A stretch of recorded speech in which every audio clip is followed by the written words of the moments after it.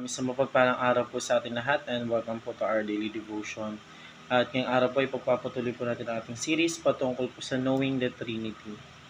So, yung mga dating series po natin, una, the Trinity of Creation, the Trinity of Love, the Trinity and Salvation, the Trinity and Fellowship, the Trinity and Power, the Trinity and Church. At ngayon po, ito po ang ating pinahuling araw po para sa the Trinity and Mission po. So, para naman po sa ating scripture po, ito matatagpuan sa Matthew 28, verse Matthew verse 28, chapter 18 to 20. At ito po ang sabi sa English. And Jesus came and said to them, All authority in heaven and earth has been given to me. Go therefore and make disciples all of nations, baptizing them in the name of the Father, of the Son, and the Holy Spirit, teaching them to observe all that I have commanded you. And behold, I am with you always to the end of the age. At para naman po sa Tagalog, lumapit si Jesus at sinabi sa kanila, ibinigay na sa akin ang lahat ng kapangyarihan sa langit at sa lupa. Kaya humayo kayo gawin ninyong alagad ko ang mga tao sa lahat ng mga bansa. Bautismuhan ninyo sila sa pangalan ng Ama at ng Anak at ng Espiritu Santo. Turuan niyo silang sumunod sa lahat ng inutos ko sa inyo. Tandaan ninyo, ako'y laging kasama ninyo hanggang sa katapusan ng panahon. So, yun po yung ating Bible verse po para sa araw. Para naman po sa ating teaching po, God gave all authority to Jesus. So, ating Panginoon Diyos Ama po ay binigay na po lahat ng authority po sa ating Panginoon Jesus po. Binigay niya na po yung langit at lupa. So, kumbaga, ang ating Panginoon Diyos na po ang mayroong authority po dito po sa mundong ibabaw na ginagalawan natin pati po sa langit. Kasi nga po, sabi nga po doon, binigay na po ng Diyos Ama po na ang lahat po ng kapangyarihan di sa langit at saka sa lupa po. So, para naman po sa ating pangalawang katuruan po,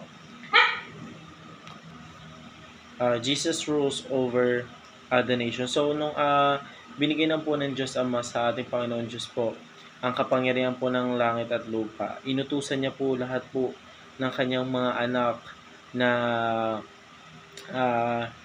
ipalagana or i-gospel po ang salita ng ating Panginoong ating Jesus po, kasi Jesus rules over the nation. At ang sabi po dun sa ating Bible verse, kaya't humayo po tayo bilang mga anak niya at gawin ninyong alagad ang mga tao or gawin nating alagad yung mga tao po sa pamamagitan po ng salita ng ating Panginoong Diyos sa lahat ng bansa po. So, ang ating Diyos po ang siya mamumuno po dito po sa lahat, sa buong bansa po, dahil po sa pamamagitan po ng pag-gospel po natin ng salita. Siya lamang po ang kinikilala ng mga tao po at hindi po si Satanas. Si Satanas po ay parang mawawala na po at mapapalitan na po yung lahat ng ating Panginoong Diyos. So, parang po sa pangatlong katuruan po, the Spirit empowers the church. So, sabi rin po dito sa ating Bible verse po, tandaan ninyo ako'y laging kasama ninyo hanggang sa katapusan ng panahon. So, yung Espiritu Santo po natin, siya po yung nag-aano po dun sa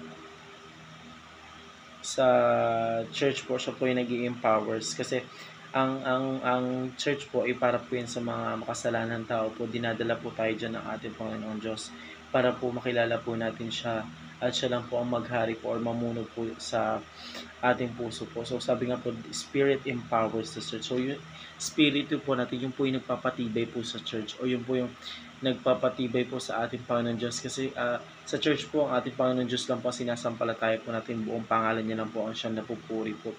So, mas nagkakaroon po yun ng strong bond po sa atin po or sa Spirito po natin para mas mapalapit po tayo sa ating Panginoon Diyos. So, yun lamang po para sa araw nito. Maraming salamat po sa pakikinig and see you po ulit bukas para po sa ating daily devotion.